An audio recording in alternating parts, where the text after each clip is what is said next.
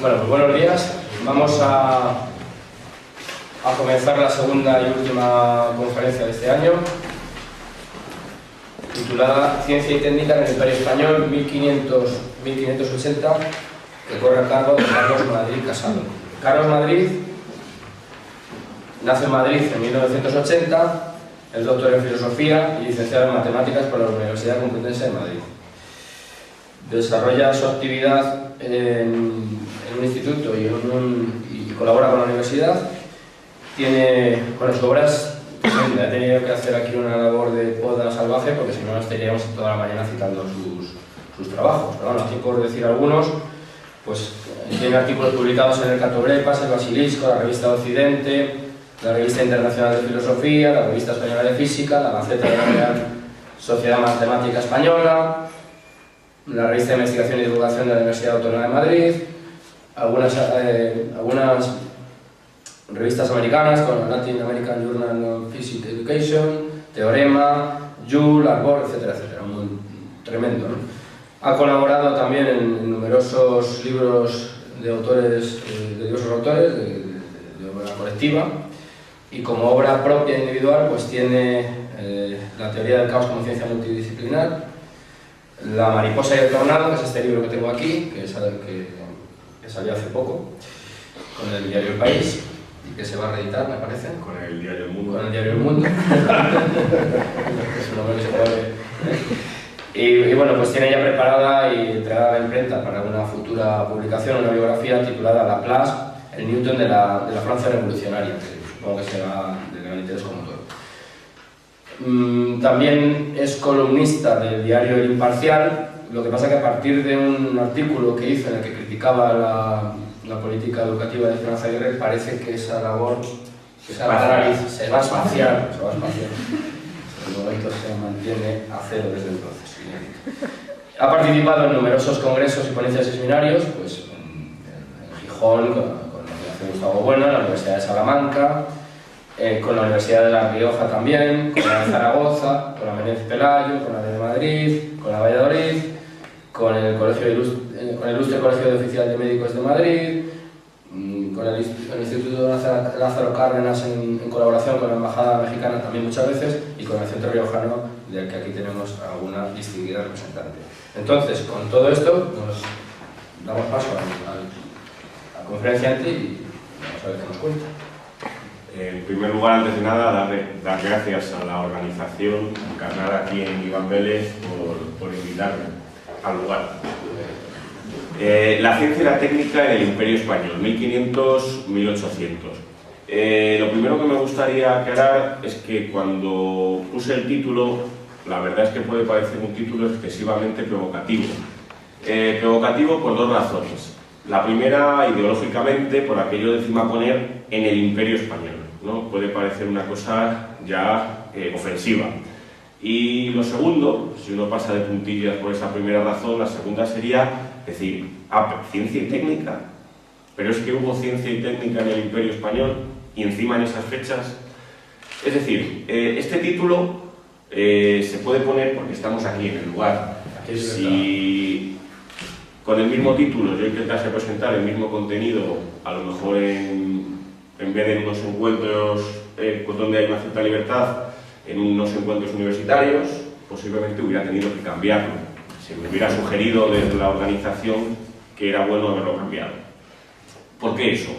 Si uno rastrea los orígenes de este tipo de cuestiones, se encuentra con lo que se ha denominado la polémica de la ciencia española. Esa polémica arranca en una primera fase, tiene varias fases calientes y unas fases más frías. La primera fase es en 1782. Cuando en la Enciclopedia Metódica se publica un artículo por Masson de Morvilliers titulado ¿Qué se debe a España? La respuesta era prácticamente que no se debía a España nada, y en lo que eran las cuestiones científicas y técnicas, menos aún. Inmediatamente este artículo tuvo la respuesta de dos insignes académicos. Por un lado, el abate Cabanillas, desde París, responde que España sí que ha hecho aportaciones científicas y técnicas, y cita a Jorge Juan, que en aquel tiempo era miembro de la Real Academia de Ciencias de París. Por otra parte, el abate de Nina, desde la Academia de Berlín, realiza otra respuesta que nos da la otra vía. Una vía es la que toma Cabanillas, es decir, sí que ha habido ciencia y técnica en el Imperio Español y estos son los diferentes nombres o hitos del camino. La respuesta que da el abate de Nina es: vale, no hubo ciencia y técnica, pero es que España ha aportado grandes literatos, artistas, pintores, etcétera, etcétera. Es la otra respuesta que vamos a ir encontrando continuamente. Bien, una tercera, posterior, es la oración apologética que se publica en España de Forner, que va también un poco en la línea de Nina, es decir, que España quizás no ha estado en la vanguardia de la ciencia y de la técnica, pero sí de la filosofía, de la literatura, etcétera, etcétera. A esta primera fase se suma una segunda que ya no aparece en el siglo XVIII, sino que va a aparecer en el siglo XIX, y aparece marcada dentro de la lucha entre los liberales y los tradicionalistas.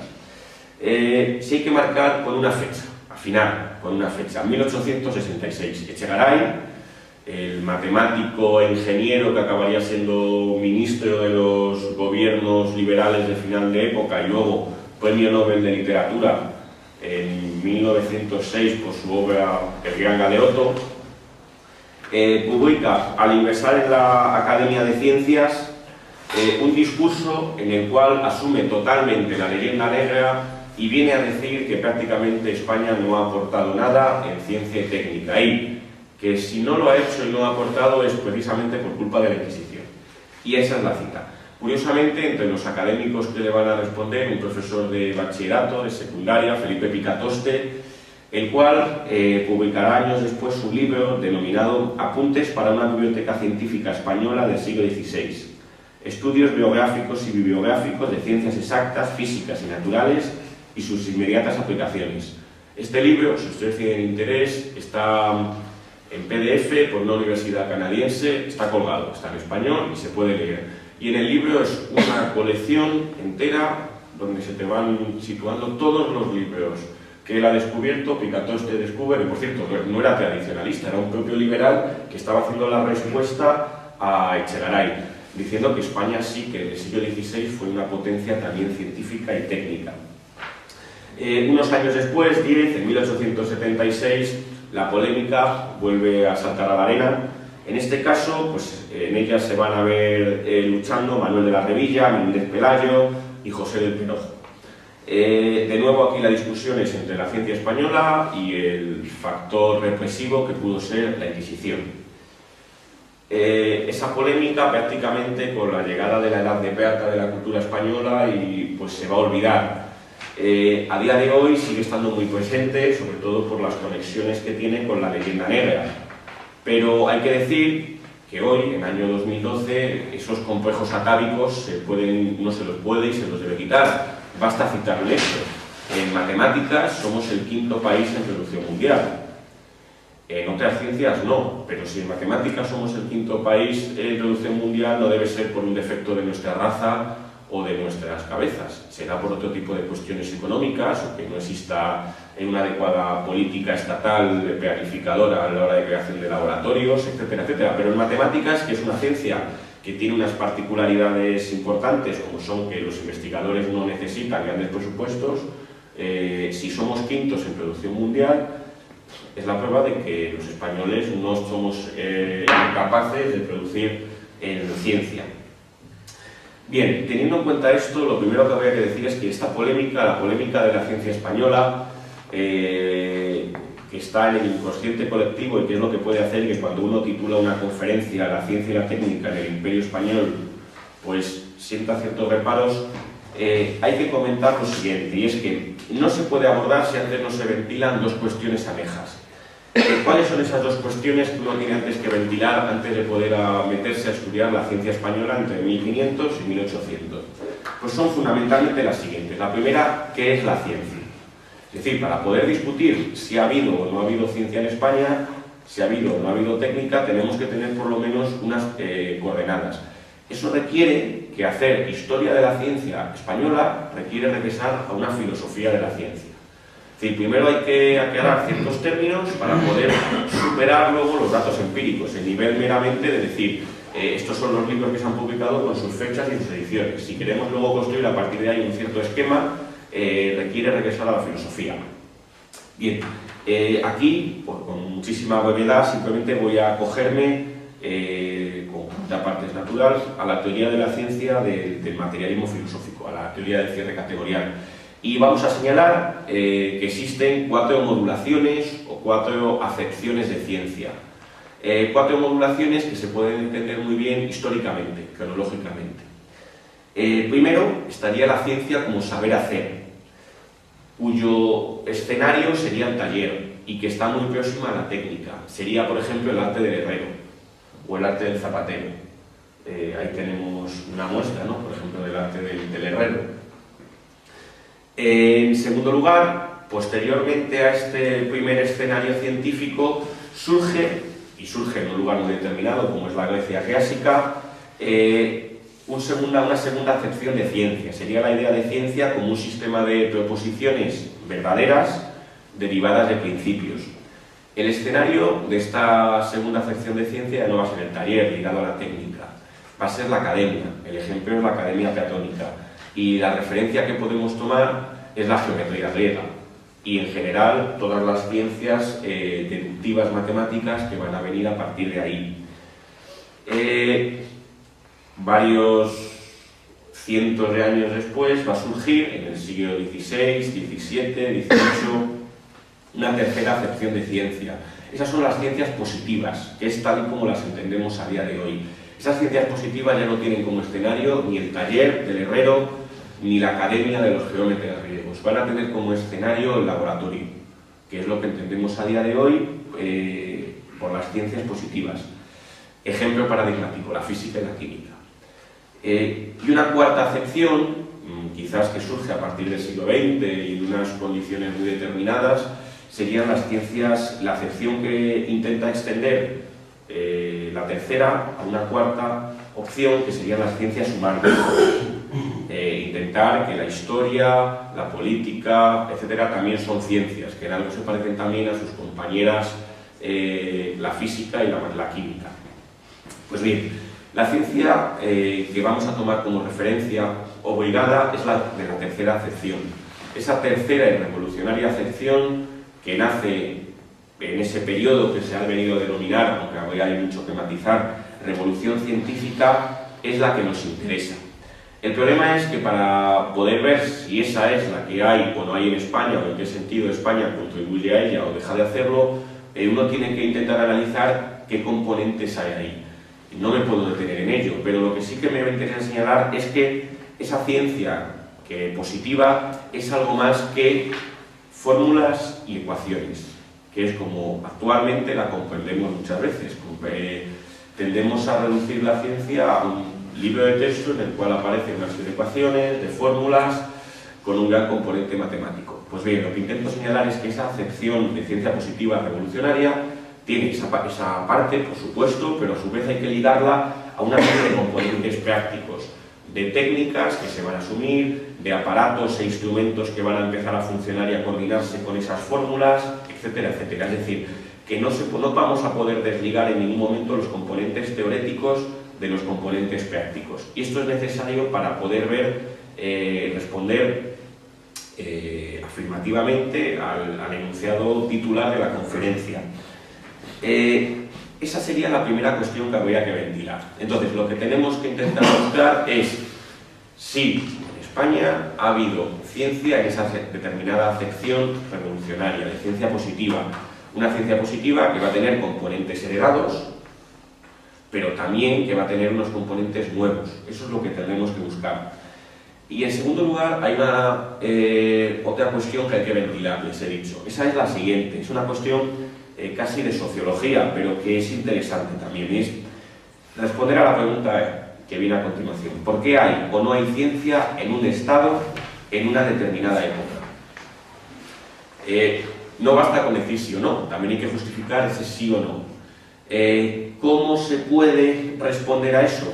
Pues bien, voy a intentar simplemente aquí acogerme a título de propuesta, pero que se puede reelaborar, a las tesis de un sociólogo de la década de los años 30, aunque luego muy longevo, porque el libro al que me voy a referir lo publica en esa época, pero tiene muchos trabajos posteriores, que es Robert K. Merton. Merton es uno quizás de los fundadores de la sociología de la ciencia, y su gran libro, que es Ciencia y Tecnología en la Inglaterra del siglo XVII, intenta averiguar por qué en un estado como la Inglaterra puritana apareció la ciencia. La ciencia que generalmente ligamos a Newton. Su respuesta, el libro ha sido muy mal leído, ha sido un libro tremendamente mal interpretado, sobre todo por cuestiones que tienen que ver, aquí no me puedo meter, que es con la Guerra Fría, ¿vale? Pero eso no me puedo meter. El libro tiene dos partes muy diferenciadas, una primera parte idealista, en la cual, siguiendo a Max Weber, la tesis de Merton es que son una variable de factores culturales e ideológicos lo que determina que haya o no haya ciencia. La tesis de Merton es que, de igual manera que los puritanos y calvinistas fueron un buen caldo de cultivo para el capitalismo, esa misma ética puritana era un gran germen para que surgiese la ciencia. ¿En qué sentido? Pues que los países protestantes, al valorar mucho la utilidad, como el éxito como signo de la gracia, pues iban a valorar la ciencia por lo que tenía para favorecer el éxito comercial, el éxito mercantil. Y al mismo tiempo, la propia ciencia era una especie de glorificación de Dios en la naturaleza. O dicho de otra manera, la ciencia, y es el hecho como lo entendía Newton, era una especie de teología por otros medios. Nos iba a permitir conocer al Creador y glorificar la creación por otro tipo de medios distintos a los habituales. Pues bien, estas dos cuestiones que señala muy bien Merton y que él liga a la ética puritana son la primera parte del libro, pero la segunda parte, que curiosamente es la más amplia del libro, Merton deja de seguir a Weber y sigue al sociólogo marxista Boris Hessen, como él mismo reconoce. Él intenta hallar también las raíces socioeconómicas de que haya o no haya ciencia en la Inglaterra puritana. Y es aquí, a mi juicio, donde desde una perspectiva materialista más interés tiene. Él señala lo siguiente, señala que las necesidades económicas y militares ejercieron una influencia poderosa en el desarrollo científico.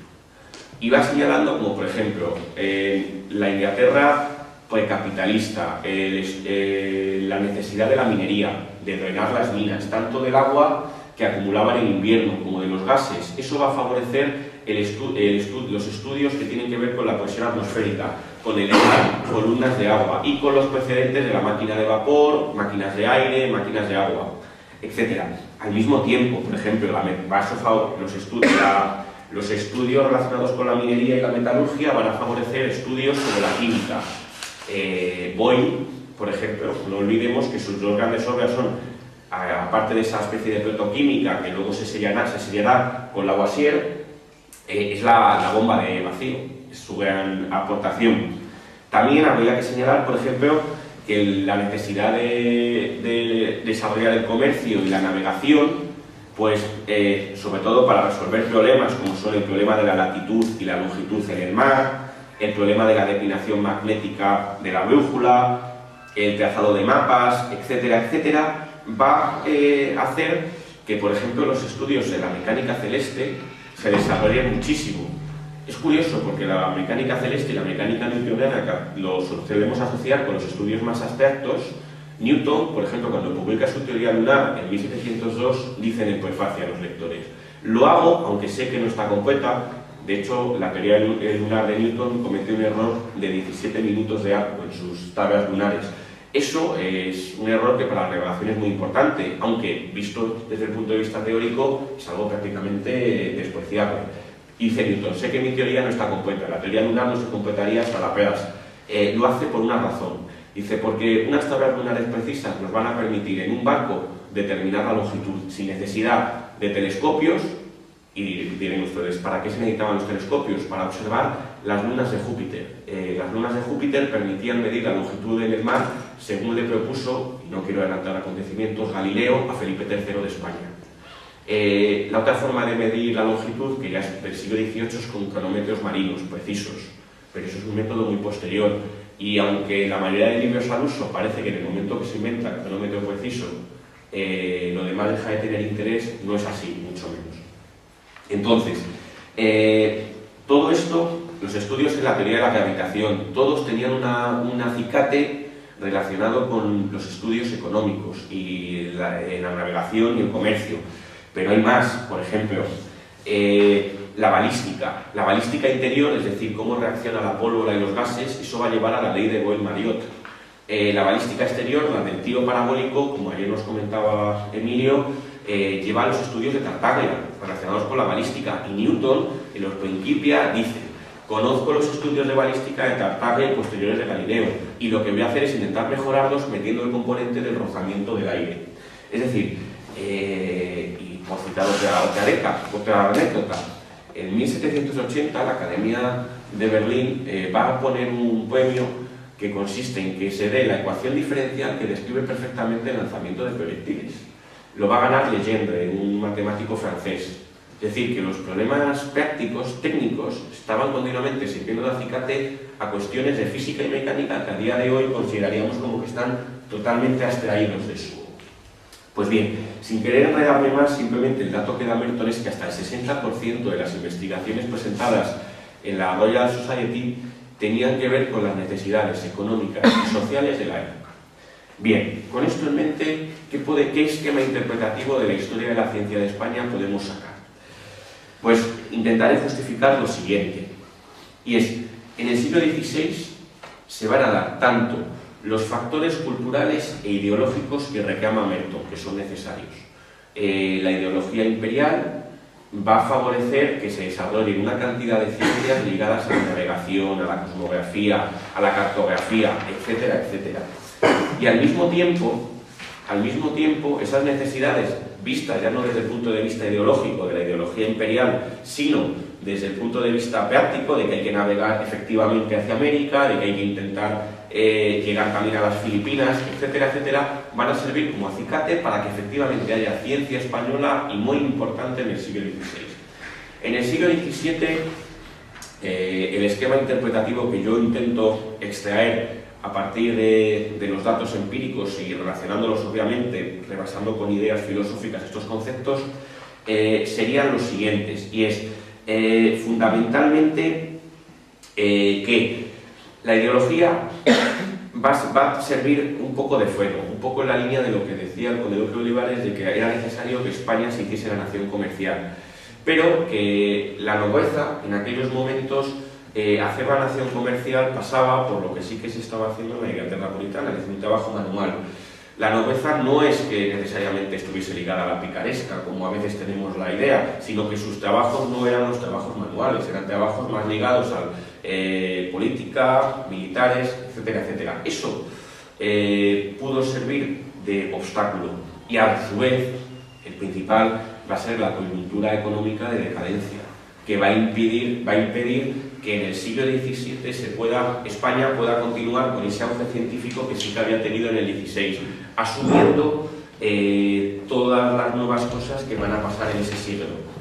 En el siglo XVIII, por contra, la ideología ilustrada que van a importar los Borbones va a ser la coartada ideológica y cultural, y al mismo tiempo la mejora económica y técnica va a servir también de germen, de tirón, esas necesidades que van a hacer que España otra vez en el siglo XVIII vuelva a poner en pie un imperio pues con América, etcétera, con viajes, con expediciones, etcétera, muy importante. Entonces, ese es como si dijéramos las tres etapas que quiero pasar a analizar ahora brevemente, teniendo en mente, ya digo, esta especie de esquema. Esas tres etapas voy a intentar analizarlas dando dos cosas: intentando afinar fechas y intentando aportar tres estampas entresacadas de tres cuadros del Museo del Prado que nos pueden servir, pues como si dijéramos, para fijar ideas. Primera etapa, esa primera etapa que he denominado Ciencia, Tecnología e Imperio, 1492-1598, tiene dos fechas muy claras. Una es el descubrimiento de América y la otra es la muerte de Felipe II. Bien, en este momento, si uno mira el cuadro que he señalado, el cuadro que he elegido para fijar estas ideas es El geógrafo y el naturalista, de Adrian van Stalbeck. Este cuadro, que lo solicita Felipe IV, lo compra Felipe IV y se envía para decorar la Torre de la Parada en Madrid.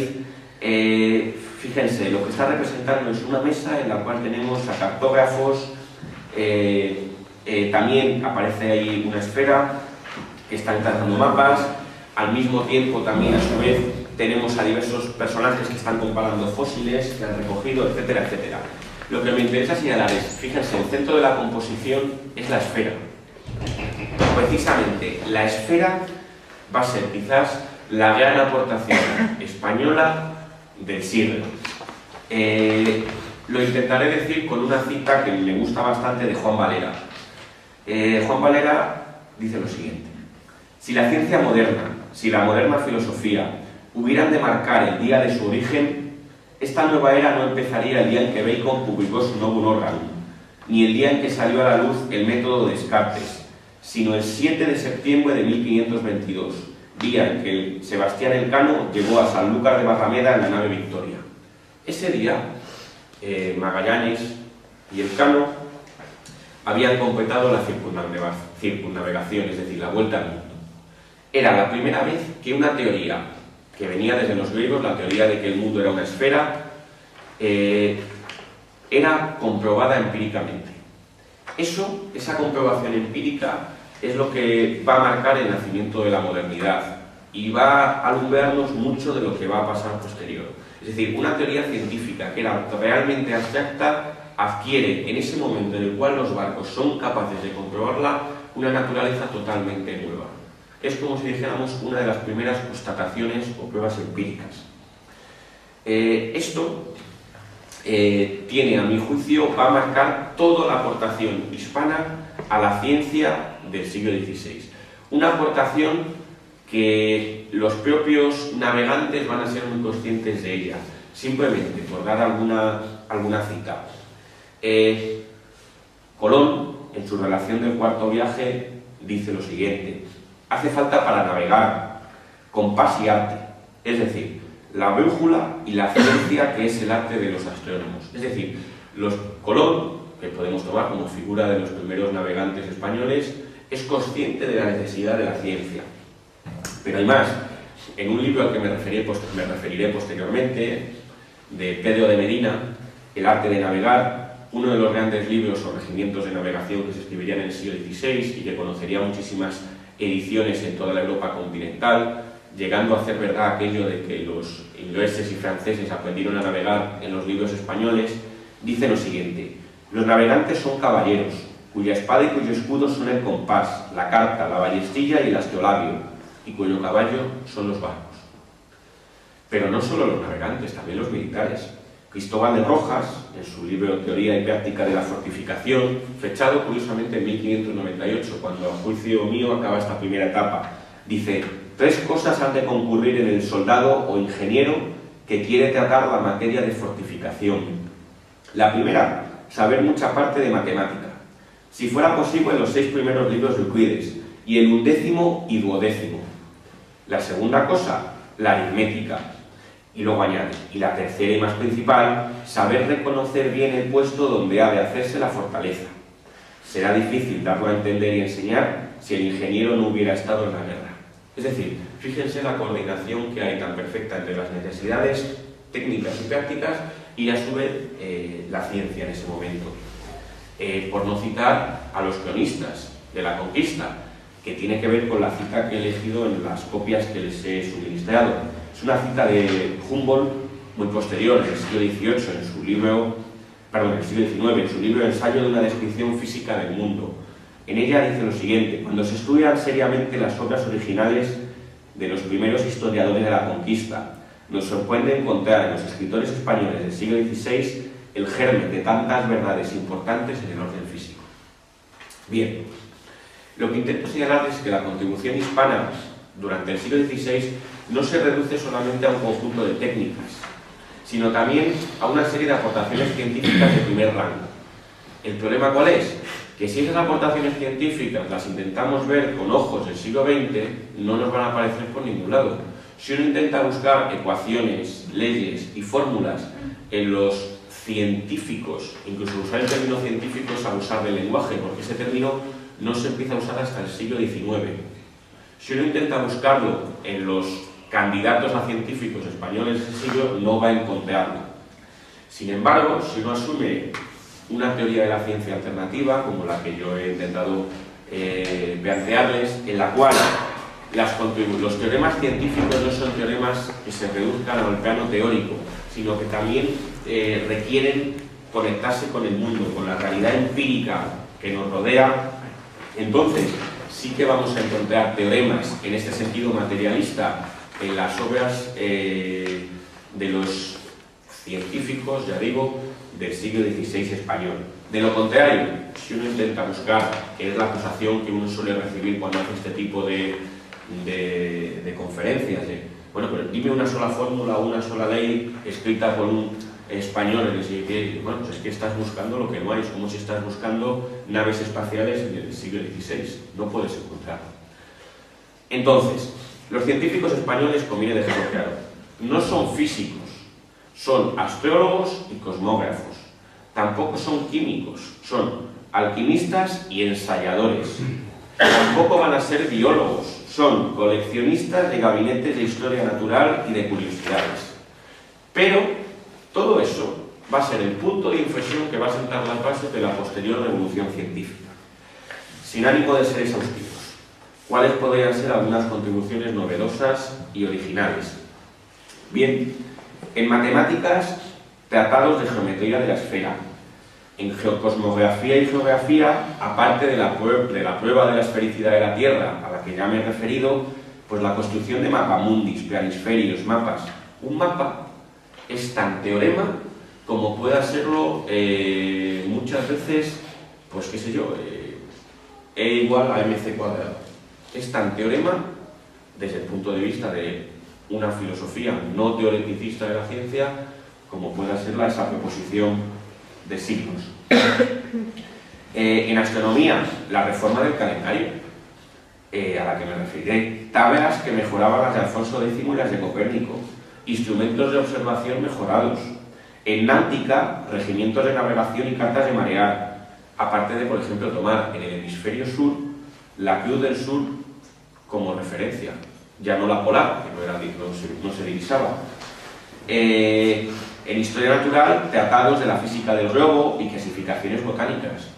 Un jardín, como podría serlo de Aranjuez, es tan teorema como puede serlo a día de hoy, qué sé yo, un libro en el cual tengamos clasificadas diferentes espacios vegetales. Eran los teoremas de la época. En artillería y fortificación, mejoras en el cálculo de trayectorias, de proyectiles y la construcción de máquinas, ingenios, fuertes, etcétera, etcétera. En minería y metalurgia, pues el método del beneficio de la plata, etcétera. Simplemente por fijar ideas. Si uno puede fijarse en el título de los libros de los científicos españoles de la época, uno de ellos, cogido al azar, es el siguiente. Es de Lorenzo Ferrer Maldonado. Por cierto, ahora les diré una curiosidad de él. Está publicado en 1616, es un libro que tuvo bastante difusión y se llama así: Imagen del mundo sobre la esfera.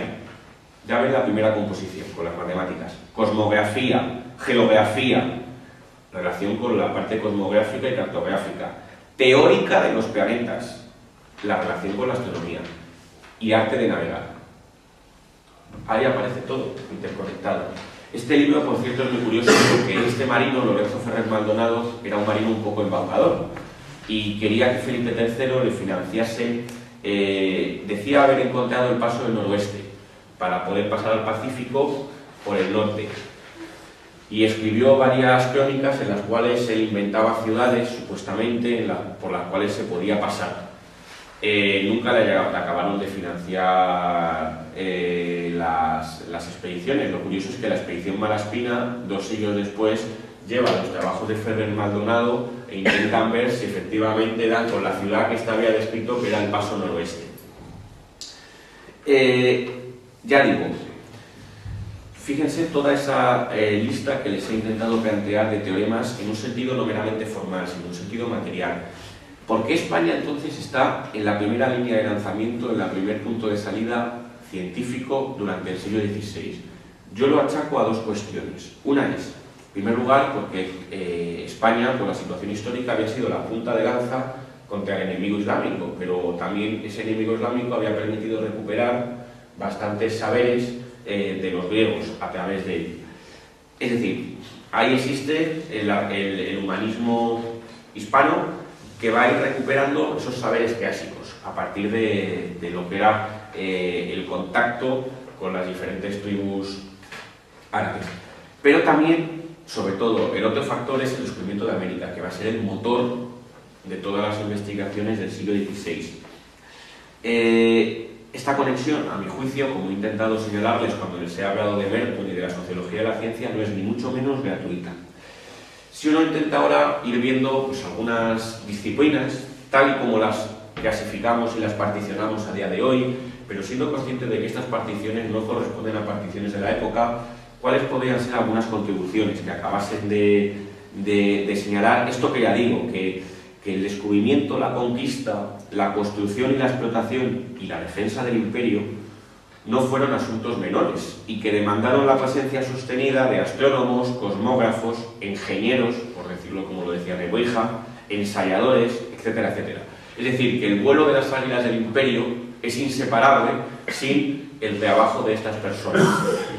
En primer lugar, si uno atiende a las técnicas, no me voy a detener, porque ya lo vimos ayer, cómo desde el punto de vista del tratamiento de los minerales, de la metalurgia, están la obra de Bartolomé de Medina y un siglo después del sacerdote de Lepe, afincado en Potosí, que es Alonso Barba, que publica su gran libro en 1640, Arte de los metales. Por cierto, libro cuya edición tenía Newton, y no es casual, Newton tenía un gran interés en ese tipo de cuestiones. Dirigió la Casa de la Moneda londinense. El Pateo Oro, del que todos los economistas hablan, es una imposición de Newton. Newton fue el que decidió fijar el valor de la moneda británica usando el Pateo Oro. Entonces, es interesante ver esta conexión, que Newton, uno de los libros que tenía en la Casa de la Moneda, era el libro de Alonso Barba. Pero mucho más, como también se comentó ayer desde el punto de vista de la técnica, la gran cantidad de ingenios físicos que van a aparecer en los ríos españoles, los de Juanero, pero también, por ejemplo, los de Jerónimo de Allanz, a los que también nos hemos fijado. Todos estos ingenios van a prefigurar la mecánica. Galileo, en sus discursos, lo primero que dice es que él ha aprendido más yendo al Arsenal de Venecia que en las universidades. Es decir, que esa conexión de la ciencia moderna con los talleres y con la técnica no se puede ni mucho menos poner entre paréntesis. A medio camino entre la técnica y la ciencia nos encontraríamos con la medicina. También se habló ayer de eso y tampoco voy a detenerme. Sí comentaré algo. ¿Qué universidades son las primeras que van a practicar disecciones de cadáveres? Autopsia. Bolonia, Lérida y Valladolid. El Valladolid, por cierto, está Besalio, fue Besalio. Y México, ¿no? Es interesante también señalar lo siguiente: los teatros anatómicos, que era el nombre que recibían en la época, donde, pues en cierto modo, lo que se ve es lo que luego en el cuadro de Rembrandt va a aparecer, lecciones de anatomía. Es interesante señalar que la conexión con Bolonia, que también tiene que ver con Copérnico y con España, no es algo casual. En Bolonia está el Colegio de los Españoles. La gran cantidad de médicos hispanos son tremendos. Uno puede señalar, pues, por ejemplo, en la línea de Besalio, de practicar disecciones y hacer grabados anatómicos, Juan Valverde de Amusco. Juan Valverde de Amusco hace un libro como el de Besalio, el de Humanis Corporis Fabrica, en la cual los grabados son auténticas maravillas. De hecho, Miguel Ángel, en la Capilla Sixtina, el cuadro de San Bartolomé sabe que es el santo que se quita la piel, y está allí en la Capilla Sixtina sujetando. Es curioso, pero es igual que uno de los grabados que tiene Juan Valverde de Amusco. Amusco es un pueblo que está en Palencia, muy pequeñito. Bueno, existe la teoría de que puede ser que, interesado en la anatomía por la pintura, en algún momento hubiese llegado a conocer los grabados de Amusco, que tuvieron una gran difusión por Italia. Pues también una serie de médicos pues siguen la línea del galenismo, pues Andrés Laguna, que hace una reedición del Dioscórides, etcétera, etcétera. También toda la medicina nueva que va a venir de América. Ya se habló ayer de Nicolás Monardes. Nicolás Monardes, por ejemplo, que lo que va a hacer es, en su libro, el Códice Badiano, los códices de los aztecas donde hablan de medicina, aprovecharse de lo que saben los médicos indígenas y asumirlo, es decir, hacer una reconstrucción de ello. En cualquier caso, interesa señalar, ya digo, que existe una presencia sostenida también de médicos. Médicos no solamente desde el punto de vista teórico, sino también anatómico. Ligado a la medicina y ese medio camino entre la técnica y la ciencia, la química, la protoquímica, diríamos. El ejemplo de esas prácticas alquímicas muy ligadas a los ensayadores, ensayadores reales, por cierto, que el rey iba nombrando y que eran los encargados de hacer los estudios químicos para la producción de la plata. Van a tener también una presencia relacionada con la medicina. El ejemplo clásico es la Torre de la Botica, del Escorial. Y yendo ya a lo que serán luego las futuras ciencias. En matemáticas, las matemáticas tenían una gran presencia en las universidades españolas. Pues Pedro Chacón en Salamanca, Pedro Ciruelo en Alcalá.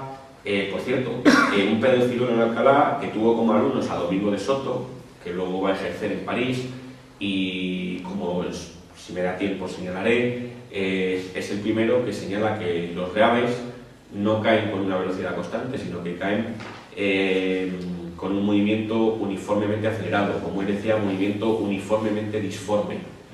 Domingo de Soto es leído por Galileo, quiere decir que Galileo no es una chispa que de repente se le ocurra, sino que la escolástica, cierto, sin fórmulas, sin la composición con la parte matemática, nos vamos a encontrar con todo ese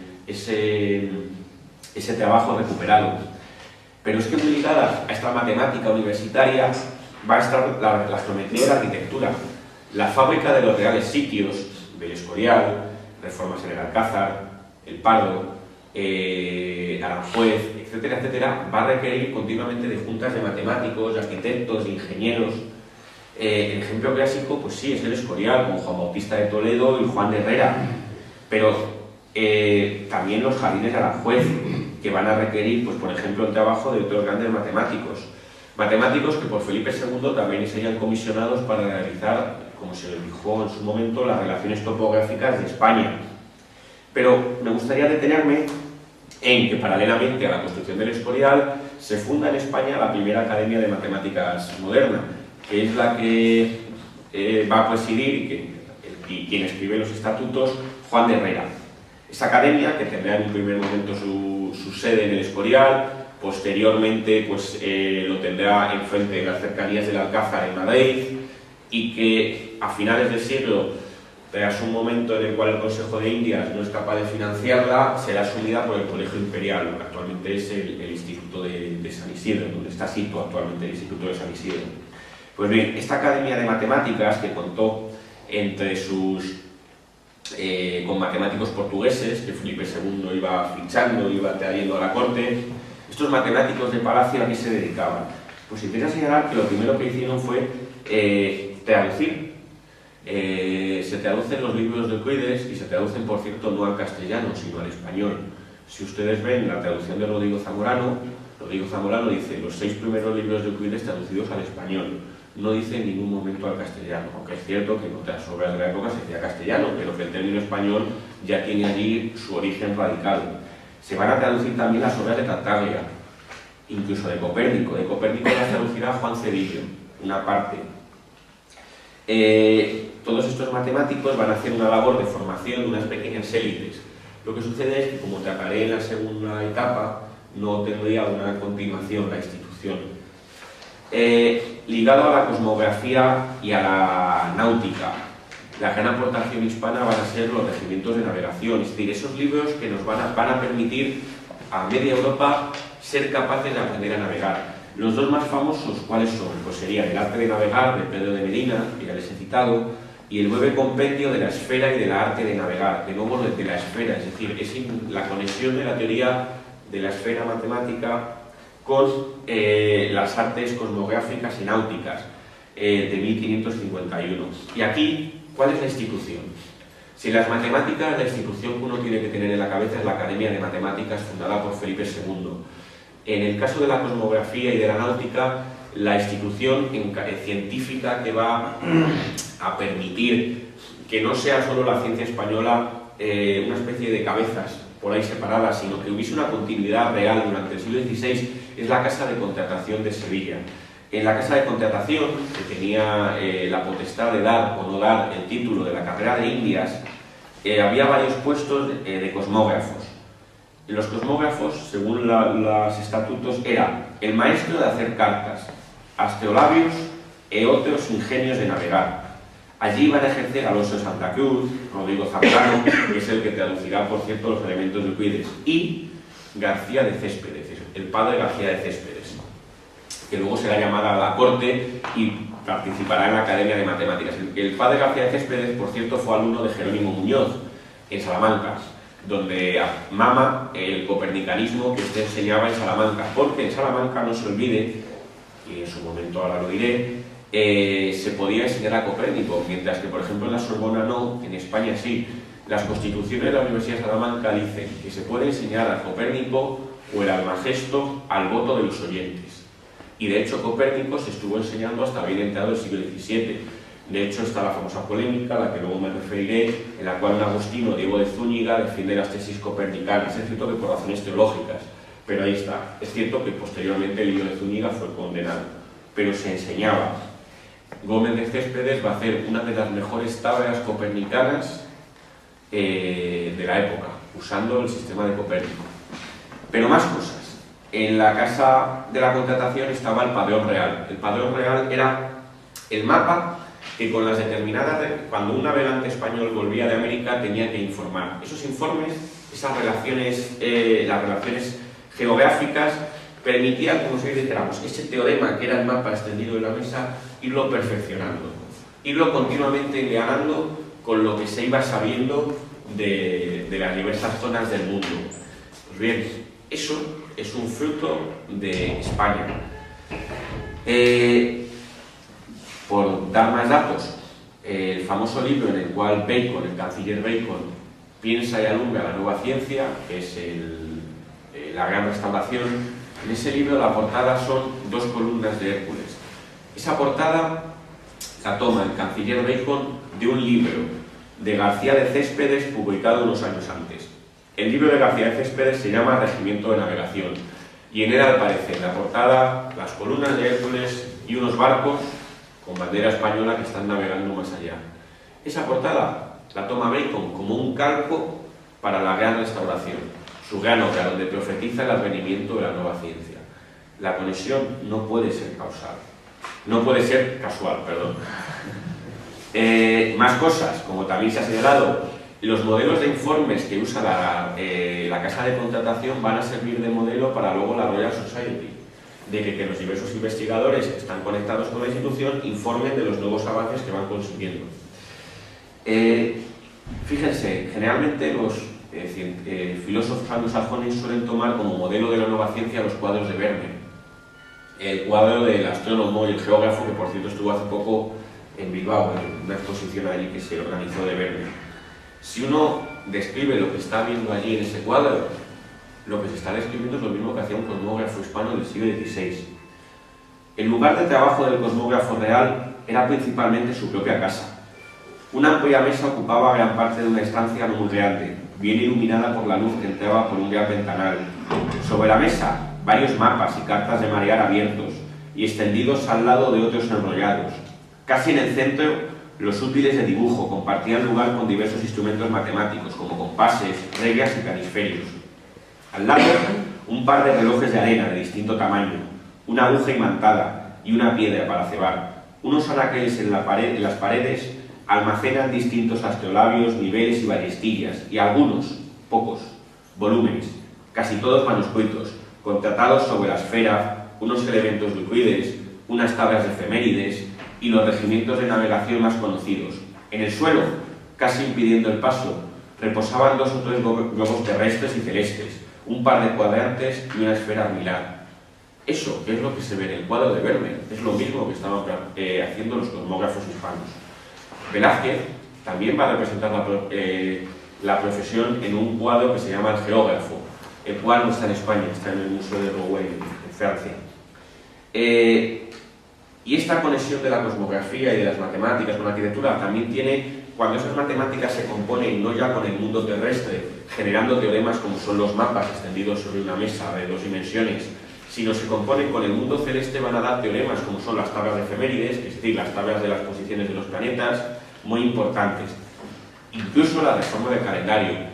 En la reforma del calendario juliano, para adecuar el año terrestre con el año solar, se cuenta con el claustro de la Universidad de Salamanca, y entre los matemáticos que van a ayudar a Keavio, que es el Euclides del siglo XVI, por así decirlo, está Pedro Chacón, y también pues estarán pues otros escolásticos españoles que van a ayudar en este tipo de cambios.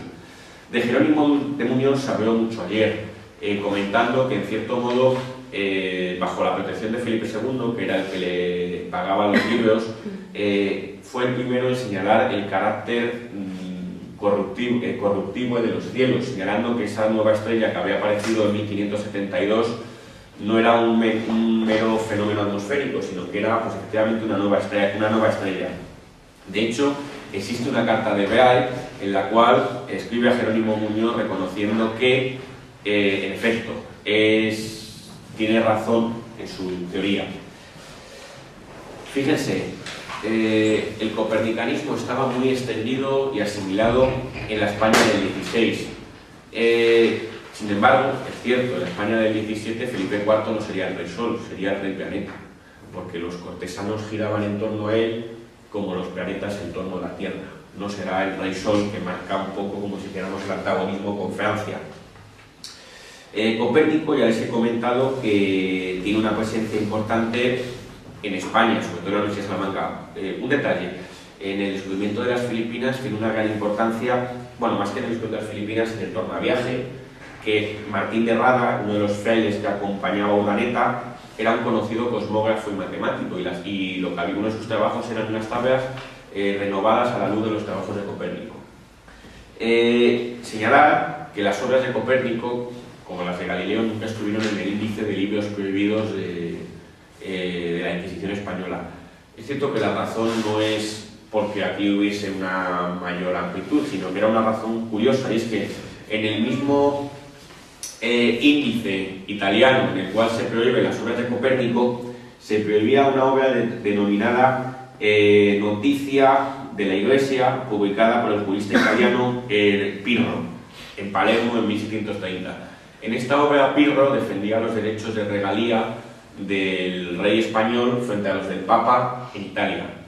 La Inquisición española no quiso condenar ese libro porque, claro, lo veía como una magnífica forma de servir de contrapeso a la Iglesia española a la Iglesia romana en un momento en el cual el Papa pues, era aliado, ya sabemos, de quién, de Francia. Y entonces, por esta razón, nunca van a estar en el índice, aunque posteriormente, es cierto, el copernicanismo tuvo que ser defendido únicamente como hipótesis, incluso en tiempos de Jorge Juan, cuando Jorge Juan publique junto con Ulloa sus observaciones astronómicas y físicas, tiene que decir, ya en el siglo XVIII, tiene que decir que defiende el sistema copernicano a modo de hipótesis.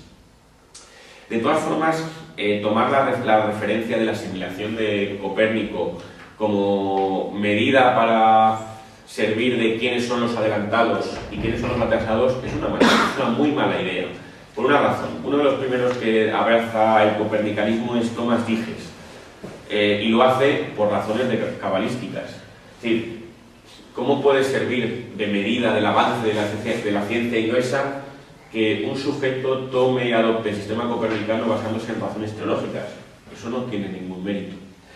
En 1630, cuando en Salamanca todavía se seguía enseñando a Copérnico, hay que decir que Bacon, el padre Mersenne, Gassendi o Pascal todavía no eran copernicanos convencidos en 1630. Y si hubo conversión, en el caso, por ejemplo, de Mersenne, en el caso de los otros es más dudoso, fue posterior.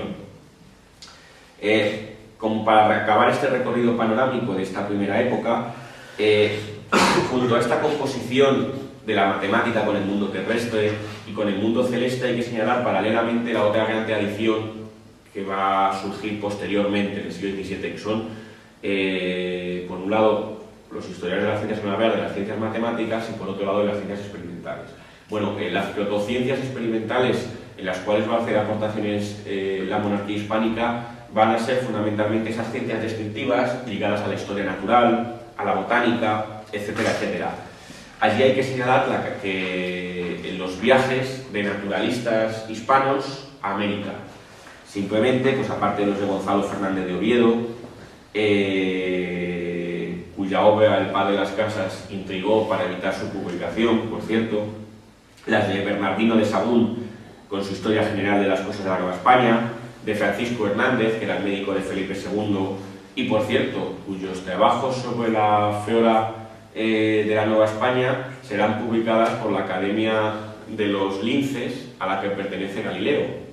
Es decir, la Academia de los Linces, que será, como si dijéramos, la primera institución en el sentido de club científico que va a surgir en el siglo XVII, en el siglo posterior, como separado de la universidad,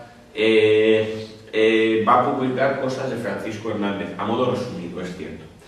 Y también, por supuesto, hay que citar la obra de José de Acosta, del padre Acosta, su Historia Natural y Moral de las Indias, donde Humboldt, a la cita que les he comentado antes, señala que es donde mejor se encuentra ahí la física del globo, es decir, el estudio de las condiciones, por ejemplo, de la altura con la temperatura y con los modos de vida, etcétera, etcétera.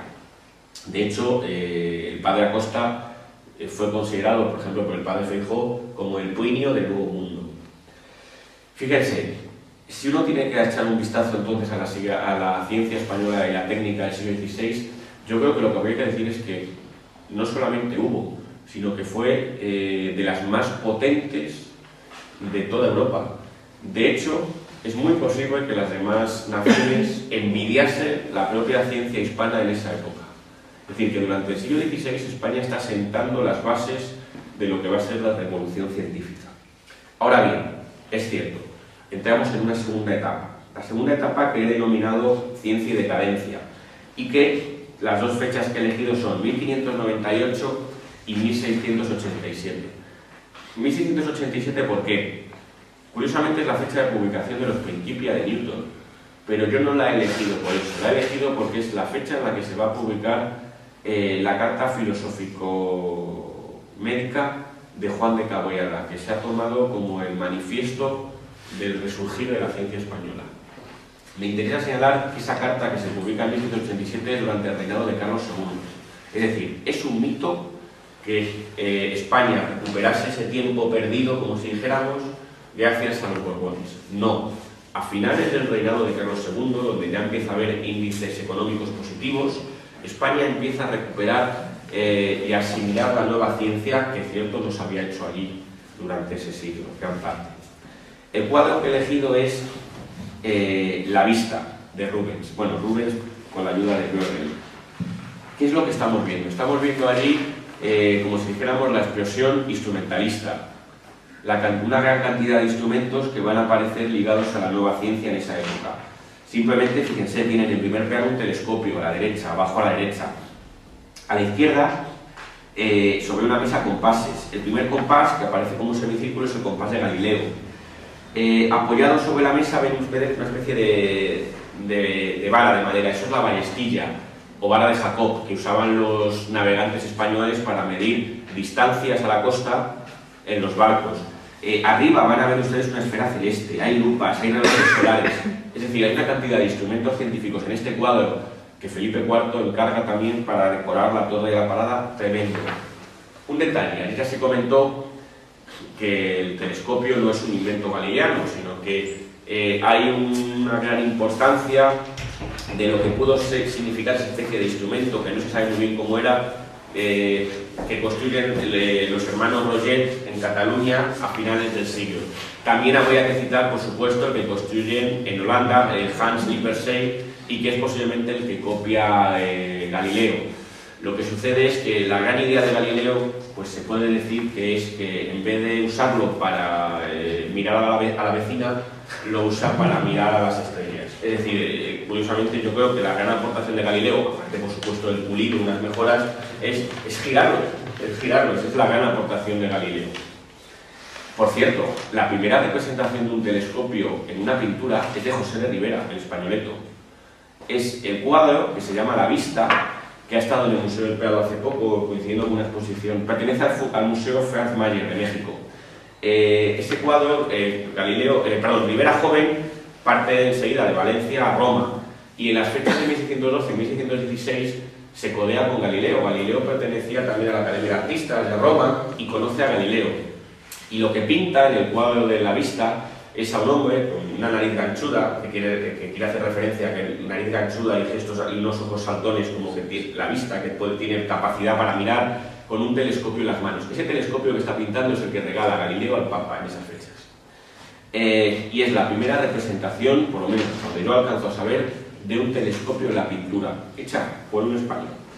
Interesa también señalar, pues que ya que estamos con Galileo, he señalado la conexión de Galileo con Domingo de Soto en la formulación de la ley de caída de los gases, es decir, que hay una influencia de la ciencia española del siglo anterior en los que son los fundamentos de la mecánica, pero también que, por ejemplo, Galileo va a concurrir y en algún momento, si no hubiera tenido obligaciones pues con los duques de Florencia, es muy posible que hubiese aceptado un puesto que se le ofreció para venir a España a trabajar. El método que propone Galileo para medir la longitud, a partir de un concurso que sacó a la luz Felipe III, porque uno de los grandes problemas de España era, pues, primero, delimitar los límites con el Tratado de Tordesillas con Portugal y fijarlos de una vez por todas, tanto en el Atlántico como en el Pacífico. Eso requería medir la longitud, no por estima, como se hace habitualmente, sino con métodos fiables. Los cronómetros marinos son muy posteriores. ¿Qué métodos usaban? Las tablas lunares eran muy imprecisas, incluso hasta con Newton posteriormente. Galileo se le ocurre, ya digo, usar los satélites de Júpiter para medir la longitud, con unas buenas tablas. El problema es que en alta mar uno no puede ponerse a observar con la suficiente precisión las lunas de Júpiter por el movimiento. De hecho, uno de los instrumentos que más va a mejorar la navegación en el siglo XVIII va a ser el sextante.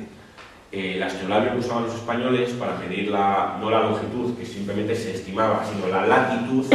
El astrolabio toma dos referencias. Una es la estrella a la que se está mirando y la otra es el propio observador. Un observador que se está moviendo. Eso hace que las medidas fallen.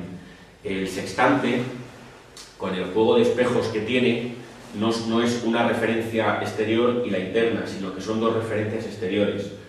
Y eso es lo que hace que el sextante suponga en el siglo XVIII un avance brutal con respecto al astrolabio. Interesa señalar, ya digo, que Galileo, por cierto, cuyas obras en parte en el libro del Mensajero Sideral van a ser traducidas al español por Daza y Valdés y publicadas, señalando todo lo de las fases de Venus, va a ser publicado en español en Sevilla, pues en el libro Uso de los anteojos, de 1623 de Benito Daza Valdés. Pero la coyuntura sociopolítica de decadencia, a mi juicio, va a explicar que esa ciencia hispana que había tenido un gran auge durante el XVI no mantenga ese nivel de desarrollo o ritmo. Es complicado, este es un tema ciertamente que hay muchos factores y variables en juego y cuesta delimitar cuáles pudieron afectar o no. Yo creo que sí que afectaron. Pero claro, la crítica que uno puede hacer es, pero si fue el siglo de oro, que es la crítica de Menéndez Pelayo. Ahí lo único que uno hace, ¿cómo es posible que si es el siglo de oro de la pintura y de las artes, no al mismo tiempo eso no tuviese un paralelo en la ciencia? Bueno, yo creo que la capacidad expansiva de España durante el siglo XVI alcanza su máximo.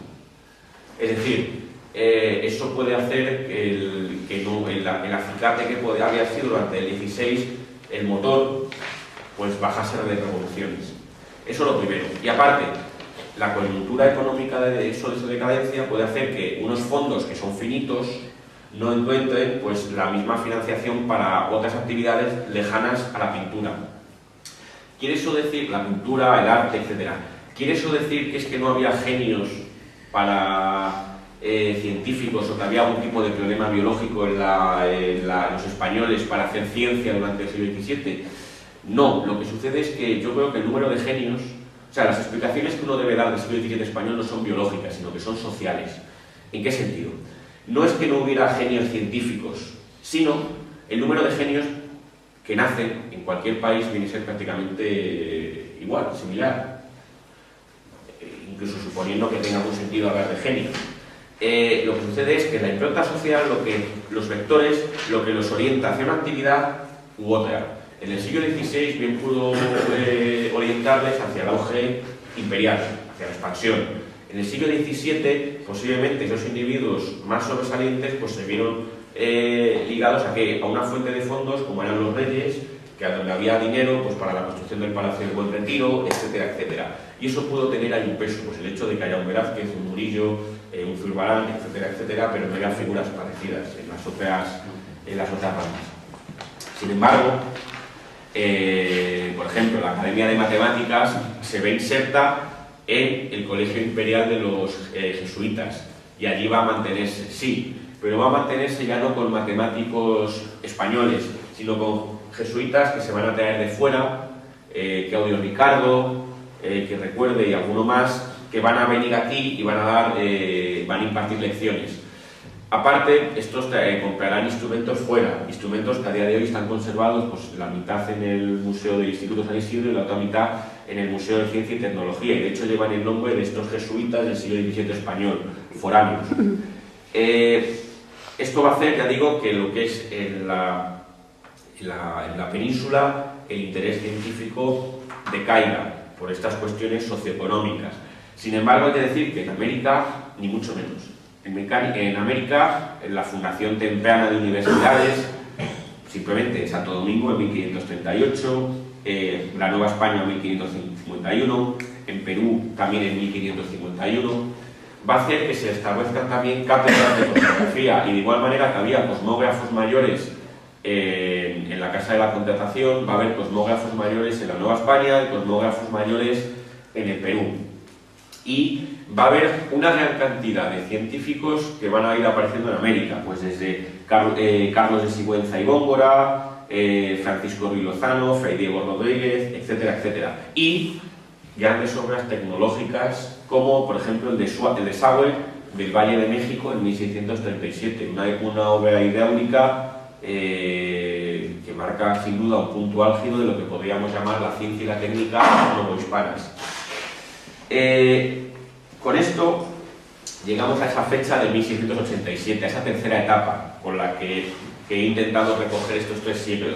Esa tercera etapa, que abarca más de un siglo, es la que yo he englobado bajo el enunciado titular de la ciencia española ilustrada, 1687-1808.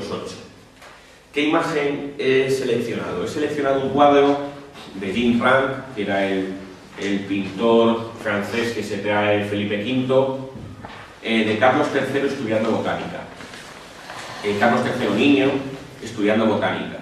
Y fíjense, ahí está rodeado también de plantas y de un animal exótico, pues traído de América, en la cual el rey pues aparece allí demostrando su interés por este tipo de actividades.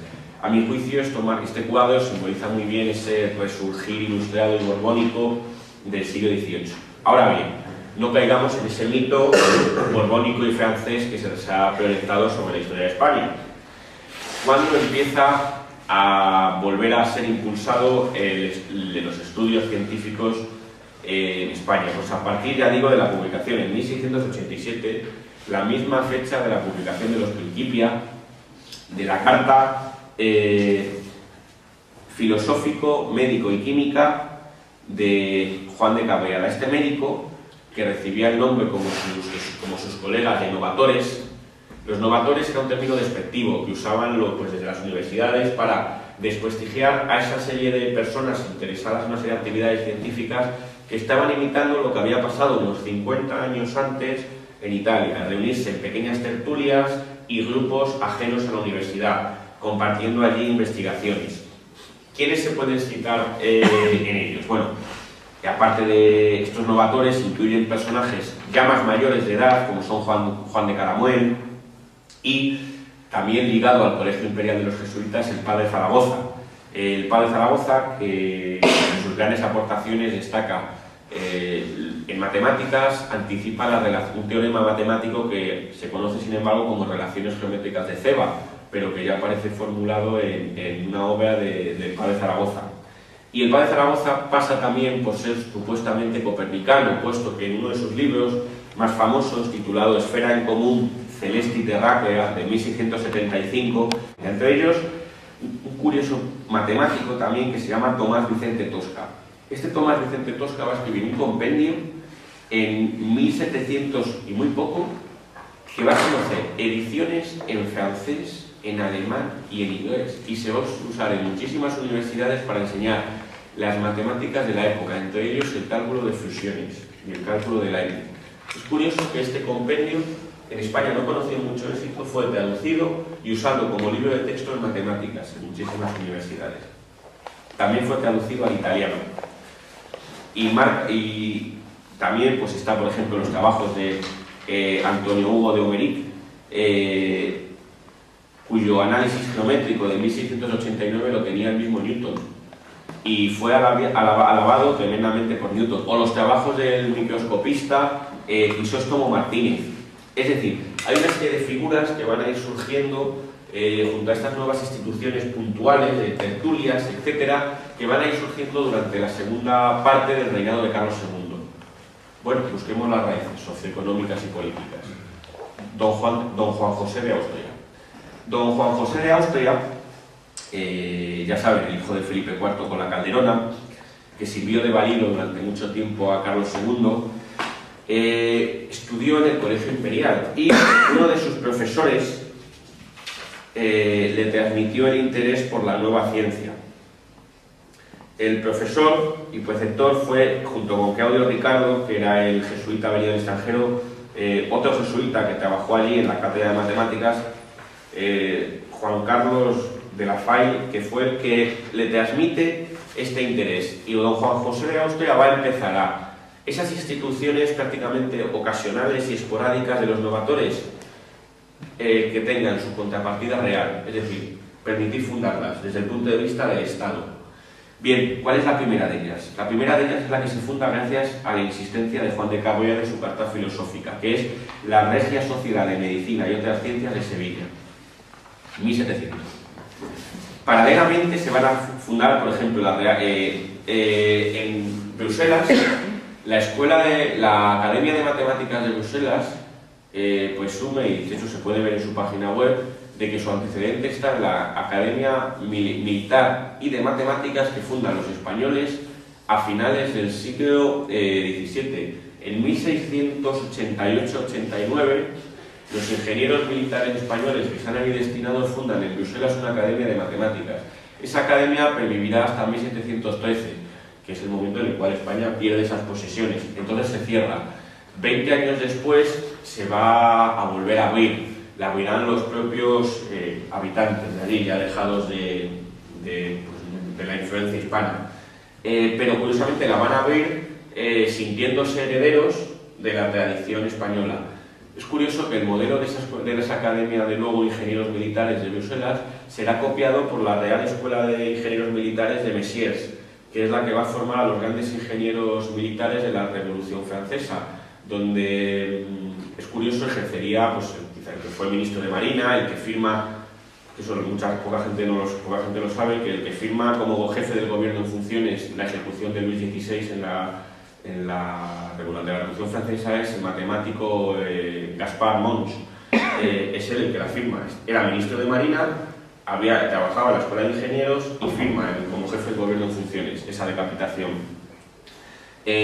Por cierto, un Monge cuyo se dio a conocer con un problema que no parecería de ciencia, que era el problema de la desenfilada, que consistía en, dada una fortificación que queremos proteger de los disparos enemigos, qué clase de muros hay que construir delante para que se tape. Él aplica la geometría descriptiva a eso y consigue dar una demostración.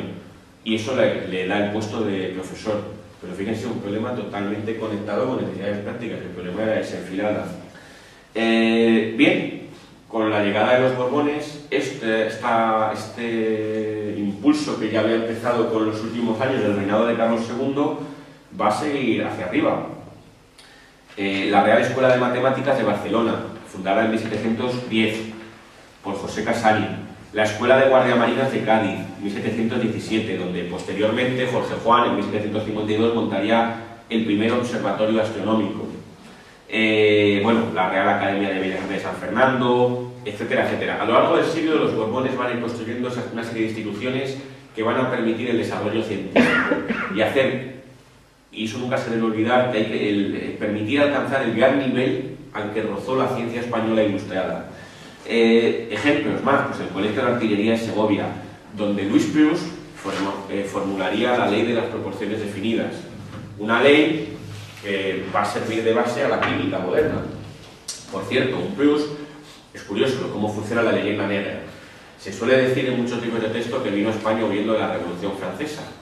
Bien, yo cogí las fechas y resulta que trabaja para la Sociedad de Amigos, Sociedad Vascongada de Amigos del país español. Claro. Curiosamente, empieza a trabajar con eso en la década de los 70. Yo decía, caramba, si todavía no había revolución. ¿Y cuándo viene al Real Colegio de Artillería de Segovia? 1781. Y yo decía, caramba, yo juraría que la Revolución Francesa es del 89. Es decir, que eso es mentira. Y informándome más, ¿cómo viene Prus a España? El conde de Aranda, embajador en París, va a Lavoisier, por cierto, jefe de los recaudadores de impuestos, y al mismo tiempo del Arsenal de París, encargado de la pólvora y del salitre. De nuevo, el teoreticismo aquí falla absolutamente. Y le dice, ¿qué químico nos podemos llevar a España? Y le recomiendan al joven Luis Prus. Y Prus se viene a España. Luego tuvo un problema con el obispo de Segovia, porque parece que Luis Prus no iba suficientemente a misa.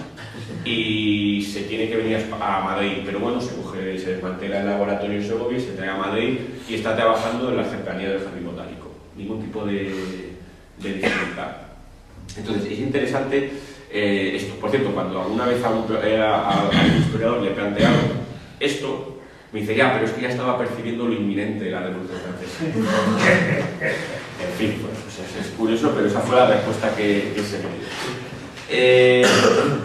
Bien, es decir, fíjense la fundación tan tremenda de instituciones que va a haber. Al mismo tiempo, una cosa que comentábamos ayer, la labor divulgadora del Voltaire español, ese Voltaire español que va a ser el padre Feijó.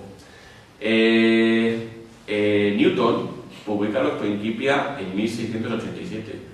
Uno tiene la idea de que se publican los Principia y de repente ya todo el mundo es newtoniano, excepto en España. En España somos irredentos y no se aceptan las teorías newtonianas. Bueno, las teorías newtonianas se aceptan muy rápidamente en Inglaterra, pero que traspasen las fronteras de las islas y pasen al continente costó casi un siglo. Es decir, en Francia, los cartesianos, no se olvide cuál era la nacionalidad de Descartes, eran mayoría. Y hasta que no se solventa la polémica de la figura de la Tierra, de la que ahora me referiré porque ahí vuelve a entrar España, no se va asumiendo la teoría newtoniana de la gravedad frente a la teoría cartesiana de los vórtices. Uno de las que hace más porque se empieza a admitir es Voltaire con sus cartas filosóficas. Ayer miramos que las cartas filosóficas de Voltaire son de 1728. El Teatro Crítico Universal, primer tomo, es de 1730, es decir, la popularización de Newton, que también hace el padre Feijó, es prácticamente a las mismas fechas que Voltaire, con lo cual no hay un sistemático atraso. Otra cosa es, claro está, que, y ya me referiré, que la obra de Newton en España fuese asimilada y trabajara con suficientes recursos, lo cual ahora voy a matizar qué es lo que falló.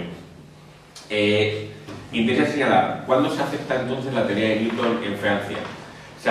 Los cartesianos pensaban que la Tierra tenía figura de melón, es decir, achatada por el ecuador y estirada por los polos. Newton había predicho que un cuerpo en movimiento sometido a la fuerza de la gravedad está al revés, tiene forma de sandía, achatado por los polos y más engrosado por el ecuador. Se organizan dos expediciones, una a Laponia por el Maupertuis y Queiroz, y otra al Virreinato del Perú. La organizan Luis Godín, que por cierto, este astrónomo, para ganarse la vida mientras estuvo en el Perú, decide ocupar la cátedra de cosmografía de la Universidad de Lima.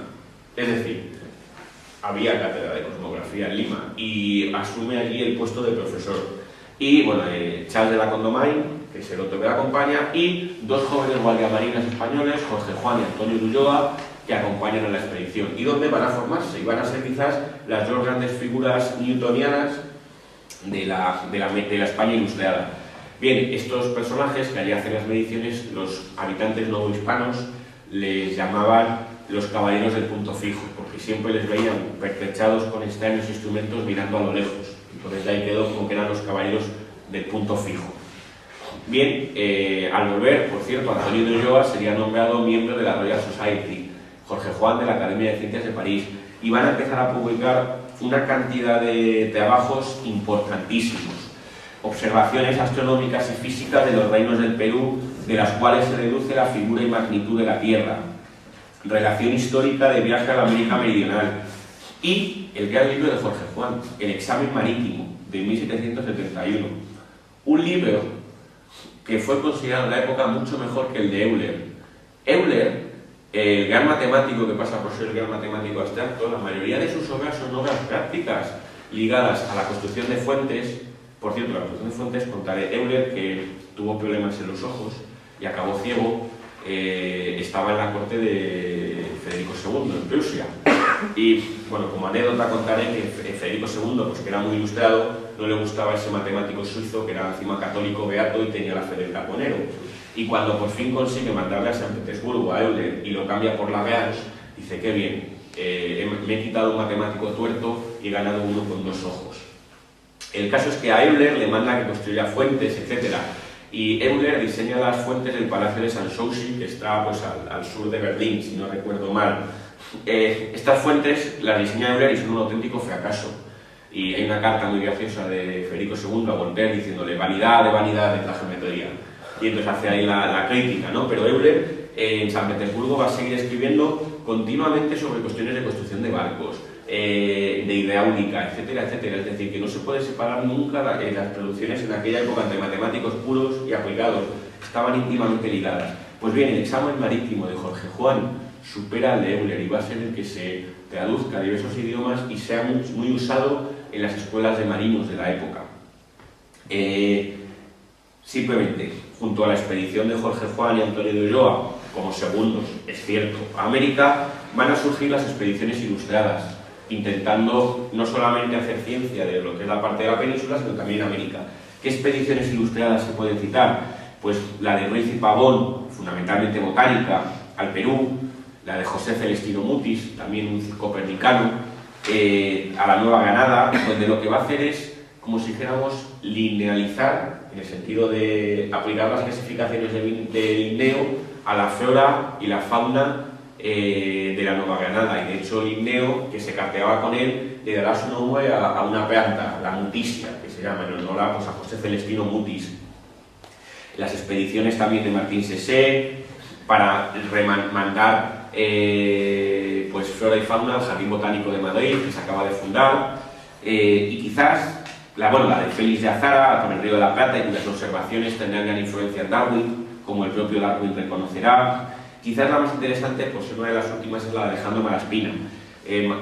Malaspina, junto con José de Bustamante y Guerra, darán una vuelta al mundo, una vez más, durante el siglo XVIII, con dos corbetas, la Descubierta y la Atrevida, e irán realizando continuamente trabajos matemáticos, cosmográficos, cartográficos, astronómicos, de flora y fauna. Y si uno ve, por ejemplo, las láminas que se enviaron de la expedición, aquellos son auténticos teoremas científicos, es decir, donde aparece la planta dibujada, la semilla recogida en un sobre debajo, al lado una hoja pegada, arriba la clasificación y detrás las posibles dudas que haya. Esa lámina es un teorema científico. Interesa señalar, ya digo, que la expedición Malaspina va a hacer una gran serie de aportaciones. También, pues en la época, de nuevo, habría que señalar las aportaciones de los hermanos Eluyar, que viajarán a las minas de México y a las minas de Perú para mejorar los sistemas de extracción de la plata y que son famosos por haber descubierto y aislado el wolframio. Es decir, la ciencia española ilustrada durante aquella época va a gozar a una grandísima altura. También se podría citar pues, una de las primeras expediciones filantrópicas, que es la de Balmis, que se tratará de, quizás curiosamente en una época en la cual parece que el reinado de Carlos IV marcaba el final de todo, pero si se fue capaz de organizar en 1802 una expedición para vacunar a todos los habitantes hispanos del imperio de la viruela y así erradicarla. Balmis dará la vuelta al mundo vacunando a los diversos virreinatos españoles. Por cierto, ¿cómo resolvieron el problema de transmitir el principio de la vacuna activo? Pues cogieron en La Coruña a 23 mozalbetes huérfanos, se la inyectaron al principio y en ellos pues lo iban llevando y así pudieron transportarla, porque de otra forma en el viaje pues seguramente se hubiera perdido. Es decir, interesa señalar, ya digo, el gran papel que hay, bueno, y un último detalle, y es que la corona española va a fundar la arqueología como ciencia. El descubrimiento de Pompeya y Herculano se realiza bajo el mandato de Carlos III, rey de Nápoles. En la Real Academia de San Carlos, en México, que va a fundar Carlos III, aparece algo que es tremendamente novedoso, y es que al lado de réplicas del Laoconte, del Apolo de Belvedere, van a aparecer esculturas amerindias. Es decir, la idea era en la Real Academia de San Carlos de México que hubiese una confrontación entre las dos culturas, que se estaban asumiendo como que eran el bagaje que estaba ahí. Y las primeras leyes de protección del patrimonio histórico las dictará Godoy. Es decir, existe ahí una ciencia ilustrada que rozó un gran nivel, aunque pocas veces se perciba. Finalmente, la ciencia también empezará a popularizarse. La mejor forma de popularizarla será las ascensiones en globo. Luis Pius organizará en globos no tripulados en el Escorial, y en Segovia organizará. La primera tripulada, pues será, una de las primeras con los nuevos globos que inventan los hermanos Montgolfier y que se prueban en 1783 en Francia, es la que al año después, copiando el mismo sistema de globos, va a organizar un ingeniero, Agustín de Betancourt, en los jardines del Palacio de Aranjuez. Está el famoso cuadro de Carnicero que muestra pues esa ascensión. Todo esto no se puede comprender si al mismo tiempo no se da cuenta de los grandes estadistas que rodearon a los reyes Borbones, pues desde Florida Blanca, Campomanes, Jovellanos, etcétera, que tenían una gran concepción por las ciencias útiles, que se decía. Bien, con esto llego a lo que es la conclusión de la conferencia. Una conclusión que quizás se puede señalar con que la ciencia española ha sufrido un proceso de guardianización. Es cierto, en vano puede pretender enmascararse el distanciamiento de España del curso central en el cual se constituye la ciencia moderna en el siglo XVII. Dicho esto,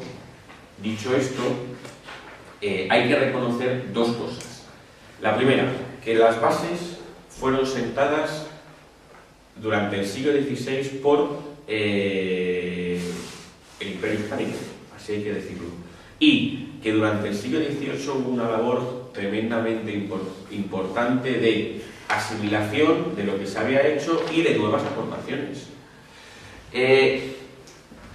Quizás, ¿por qué durante el siglo XVII no hubo? Bueno, pues Forner, en su oración apologética, dice una cosa que a mí me parece que es una idea acertada. Dice: no hemos tenido un Cartesio o un Newton, pero hemos tenido justísimos legisladores y excelentes filósofos prácticos. Él está pensando en Vitoria, Suárez, Sepúlveda, Mariana, Calderón, que también marca el nacimiento de la modernidad.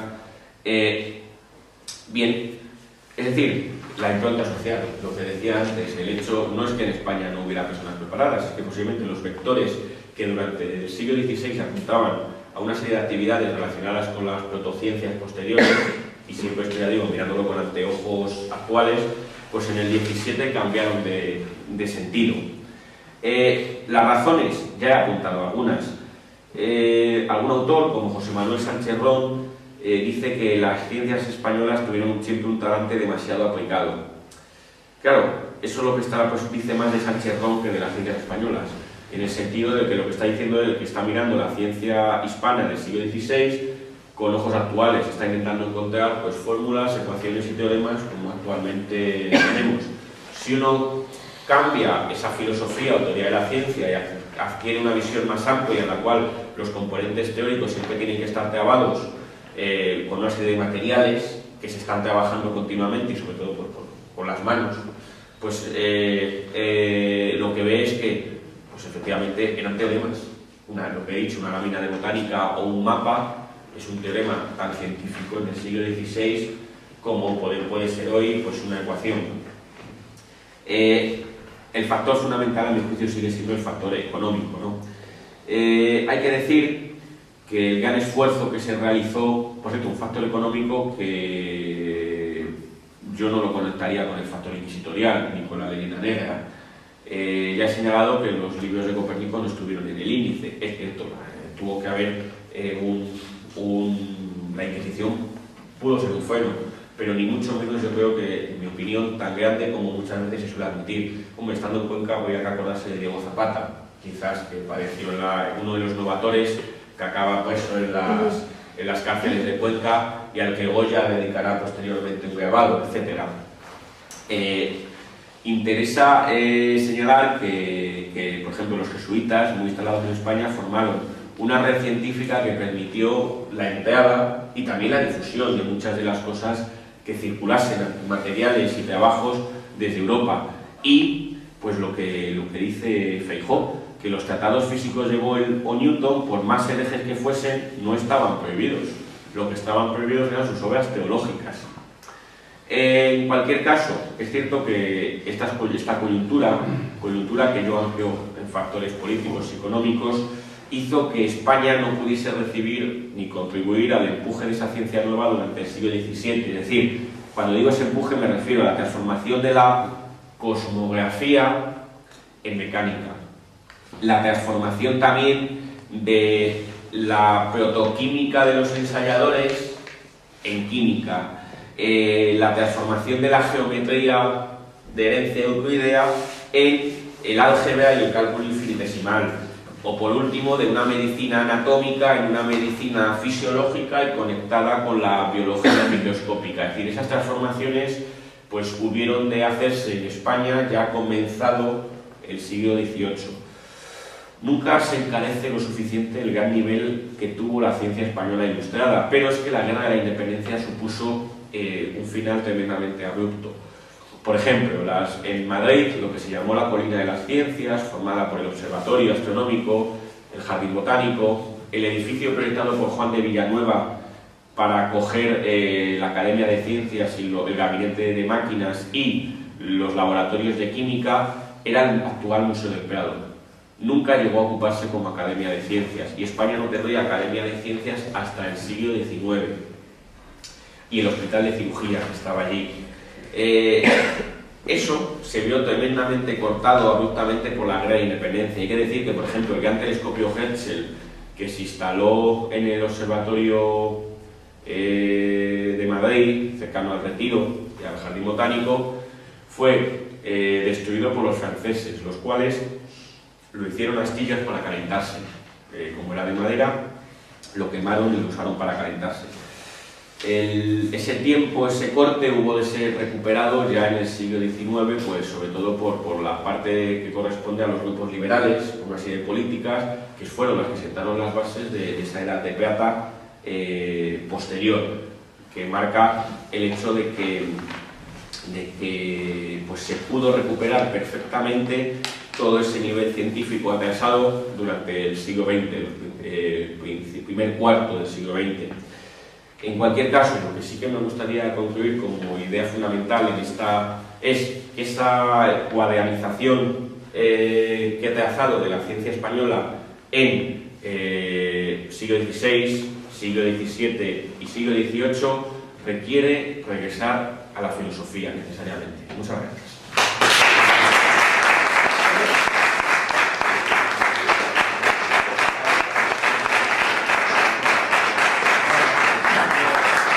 Entonces, con todo esto, nos damos paso al conferenciante y vamos a ver qué nos cuenta.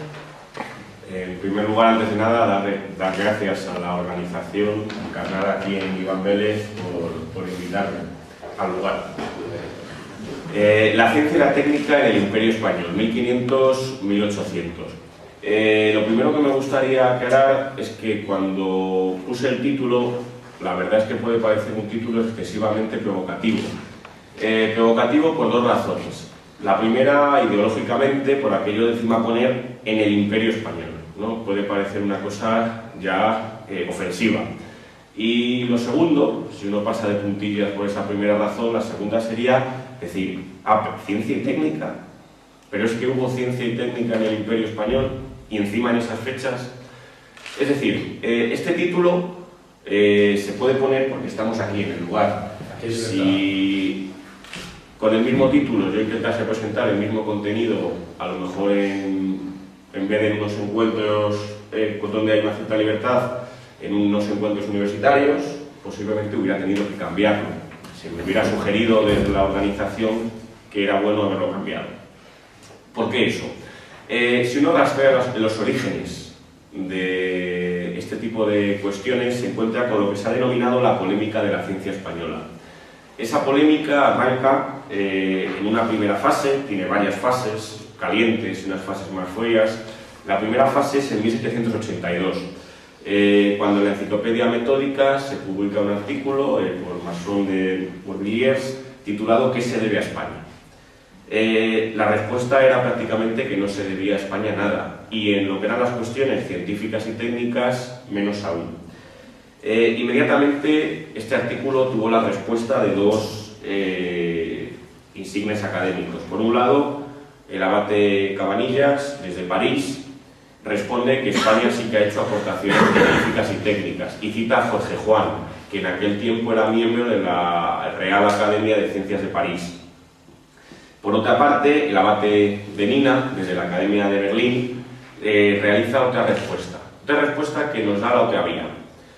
Una vía es la que toma Cabanillas, es decir, sí que ha habido ciencia y técnica en el Imperio Español, y estos son los diferentes nombres o hitos del camino.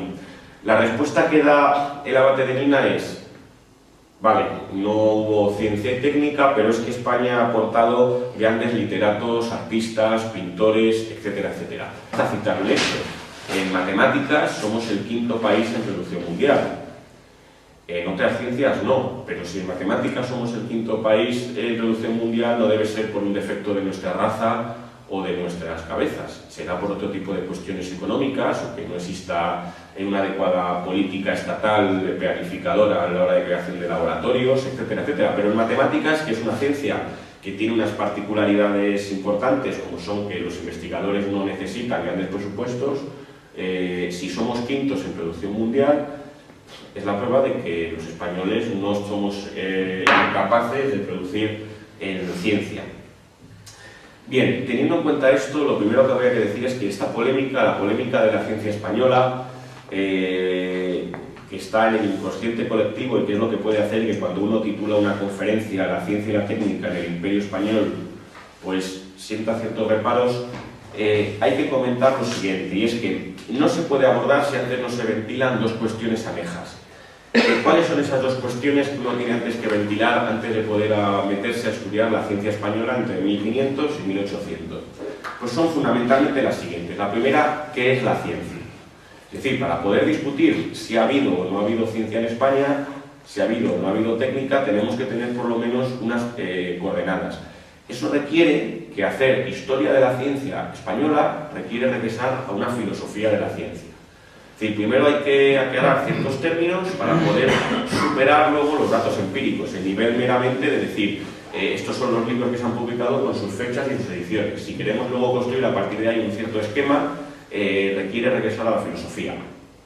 Bien, aquí, con muchísima brevedad, simplemente voy a acogerme como partes naturales a la teoría de la ciencia del materialismo filosófico, a la teoría del cierre categorial. Y vamos a señalar que existen 4 modulaciones o 4 acepciones de ciencia. 4 modulaciones que se pueden entender muy bien históricamente, cronológicamente. Primero estaría la ciencia como saber hacer, cuyo escenario sería el taller y que está muy próxima a la técnica. Sería, por ejemplo, el arte del herrero o el arte del zapatero. Ahí tenemos una muestra, ¿no? Por ejemplo, del arte del herrero. En segundo lugar, posteriormente a este primer escenario científico, surge en un lugar muy determinado, como es la Grecia clásica, una segunda acepción de ciencia. Sería la idea de ciencia como un sistema de proposiciones verdaderas derivadas de principios. Es la otra respuesta que vamos a ir encontrando continuamente. Bien, una tercera posterior es la oración apologética que se publica en España de Forner, que va también un poco en la línea de Benina, es decir, que España quizás no ha estado en la vanguardia de la ciencia y de la técnica, pero sí de la filosofía, de la literatura, etcétera, etcétera. A esta primera fase se suma una segunda que ya no aparece en el siglo XVIII, sino que va a aparecer en el siglo XIX, y aparece marcada dentro de la lucha entre los liberales y los tradicionalistas. Sí hay que marcar con una fecha, afinar con una fecha, 1866. Echegaray, el matemático e ingeniero que acabaría siendo ministro de los gobiernos liberales de final de época y luego premio Nobel de Literatura en 1906 por su obra El Gran Galeoto, publica al ingresar en la Academia de Ciencias un discurso en el cual asume totalmente la leyenda negra y viene a decir que prácticamente España no ha aportado nada en ciencia y técnica, y que si no lo ha hecho y no ha aportado es precisamente por culpa de la Inquisición. Y esa es la cita. Curiosamente, entre los académicos que le van a responder, un profesor de bachillerato, de secundaria, Felipe Picatoste, el cual publicará años después un libro denominado Apuntes para una biblioteca científica española del siglo XVI. Estudios biográficos y bibliográficos de ciencias exactas, físicas y naturales y sus inmediatas aplicaciones.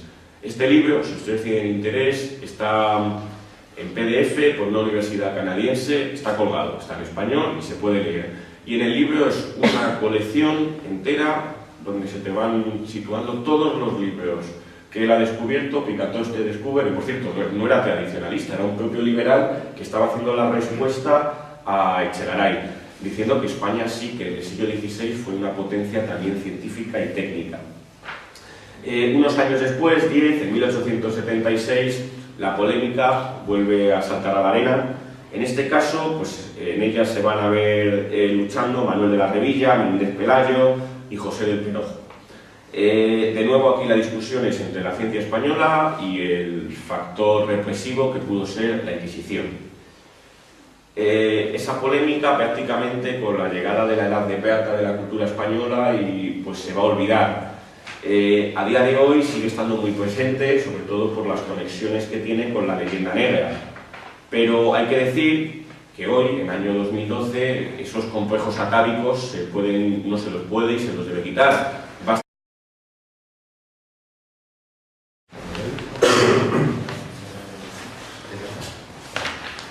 Bueno, pues buenos días.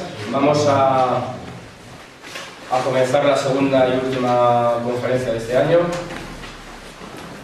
titulada Ciencia y Técnica en el Imperio Español 1500-1580, que corre a cargo de Carlos Madrid Casado. Carlos Madrid nace en Madrid en 1980, es doctor en Filosofía y licenciado en Matemáticas por la Universidad Complutense de Madrid. Desarrolla su actividad en un instituto y colabora con la universidad. Tiene, bueno, su obra es tremenda. He tenido que hacer aquí una labor de poda salvaje porque si no estaríamos toda la mañana citando sus trabajos. Pero bueno, aquí por decir algunos, pues tiene artículos publicados en el Catobrepas, el Basilisco, la Revista de Occidente, la Revista Internacional de Filosofía, la Revista Española de Física, la Gaceta de la Real Sociedad Matemática Española, la Revista de Investigación y Divulgación de la Universidad Autónoma de Madrid, algunas revistas americanas como Latin American Journal of Physics Education, Teorema, Joule, Arbor, etcétera, etcétera. Muy tremendo, ¿no? Ha colaborado también en numerosos libros de diversos autores, de obra colectiva, y como obra propia individual pues tiene La teoría del caos como ciencia multidisciplinar, La mariposa y el tornado, que es este libro que tengo aquí, que salió hace poco, con el diario El País, y que se va a reeditar, me parece. Con el diario El Mundo. Con el diario El Mundo. Es un nombre que se puede ver. Y bueno, pues tiene ya preparada y entregada a la imprenta para una futura publicación una biografía titulada Laplace, el Newton de la Francia revolucionaria, que supongo que será de gran interés como todo.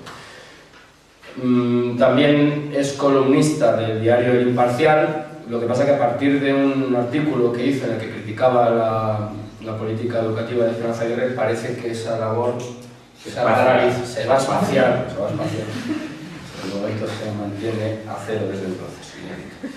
Ha participado en numerosos congresos y ponencias y seminarios, pues en Gijón, con la Fundación Gustavo Bueno, en la Universidad de Salamanca, con la Universidad de La Rioja también, con la de Zaragoza, con la Menéndez Pelayo, con la de Madrid, con la Valladolid, con el Ilustre Colegio de Oficial de Médicos de Madrid, con el Instituto Lázaro Cárdenas en colaboración con la Embajada Mexicana también muchas veces, y con el Centro Riojano, del que aquí tenemos alguna distinguida representante.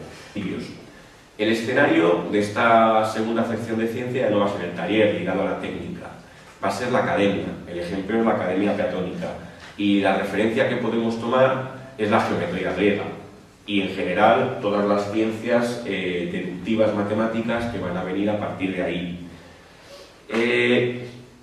Varios cientos de años después va a surgir, en el siglo XVI, XVII, XVIII, una tercera acepción de ciencia.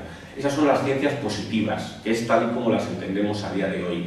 Esas ciencias positivas ya no tienen como escenario ni el taller del herrero, ni la academia de los geómetras griegos. Van a tener como escenario el laboratorio, que es lo que entendemos a día de hoy por las ciencias positivas.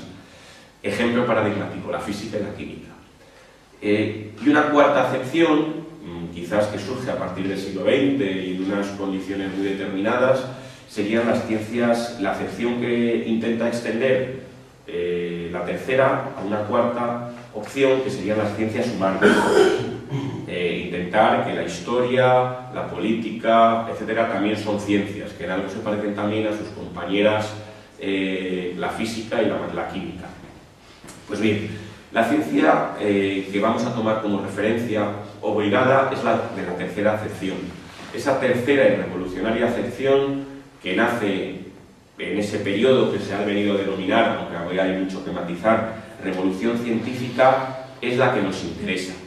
El problema es que para poder ver si esa es la que hay o no hay en España, o en qué sentido España contribuye a ella o deja de hacerlo, uno tiene que intentar analizar qué componentes hay ahí. No me puedo detener en ello, pero lo que sí que me interesa señalar es que esa ciencia positiva es algo más que fórmulas y ecuaciones, que es como actualmente la comprendemos muchas veces. Tendemos a reducir la ciencia a un libro de texto en el cual aparecen una serie de ecuaciones, de fórmulas, con un gran componente matemático. Pues bien, lo que intento señalar es que esa acepción de ciencia positiva revolucionaria tiene esa parte, por supuesto, pero a su vez hay que ligarla a una serie de componentes prácticos, de técnicas que se van a asumir, de aparatos e instrumentos que van a empezar a funcionar y a coordinarse con esas fórmulas, etcétera, etcétera. Es decir, que no vamos a poder desligar en ningún momento los componentes teoréticos de los componentes prácticos. Y esto es necesario para poder responder afirmativamente al enunciado titular de la conferencia. Esa sería la primera cuestión.